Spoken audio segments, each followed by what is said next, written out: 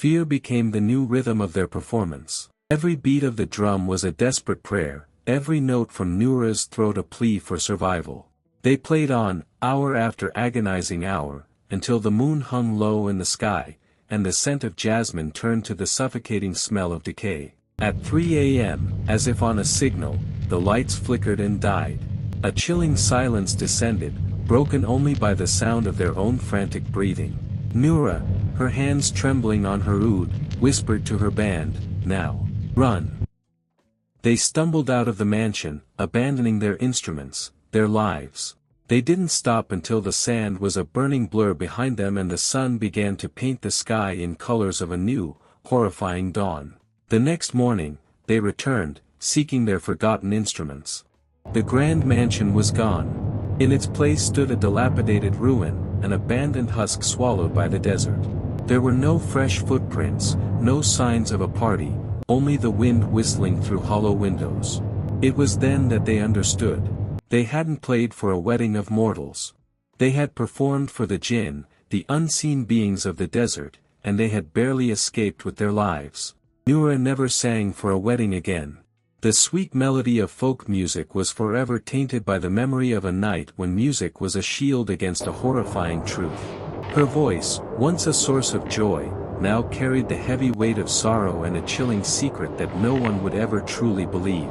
She became a living ghost, a quiet reminder of the night she danced with demons and lived to tell the tale. Then, the air grew frigid. The jasmine scent turned to ash. A figure emerged from the shadows, not of light and grace, but of smoke and obsidian. It moved with a terrible slowness, form shifting and reforming like a wisp of vapor.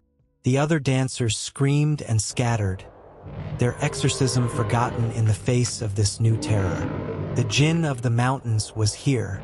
It glided toward Zara, its eyes, two pinpricks of icy blue light, fixed on the silver locket around her neck. Zara's heart hammered against her ribs, but she did not run. She held the locket tight, a tear tracing a path down her cheek. The Jinn's cold presence wrapped around her, a suffocating embrace. Then, from the locket, a voice, her beloved's voice, faint and full of sorrow, whispered her name. The Jinn recoiled as if struck. It shrieked, a sound like grinding stone and shattering ice, and lunged. But Zara was ready. She clutched the locket and began to dance. Her movements were not the frantic gyrations of the other supplicants. They were a story. She depicted the love she and her beloved had shared. With each sway, she told of his kindness, his laughter.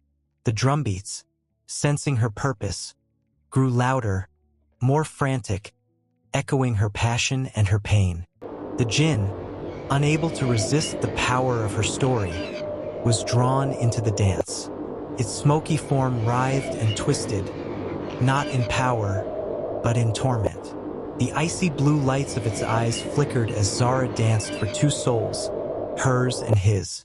She danced a dance of love, of loss, and of a hope so fierce it could burn away the shadows. Finally, with a final, heartbreaking spin, Zara collapsed to the ground. The Jinn let out one last, shuddering cry that echoed through the hills and then dissolved into nothingness, leaving behind only the sweet scent of jasmine. In the place where it had stood, a lone, silver bracelet lay on the ground. It was the twin to the one her beloved had worn. Zara picked it up, tears streaming down her face, and held it to her heart. She knew he was truly gone, that the Jinn had consumed him, but she had reclaimed his memory.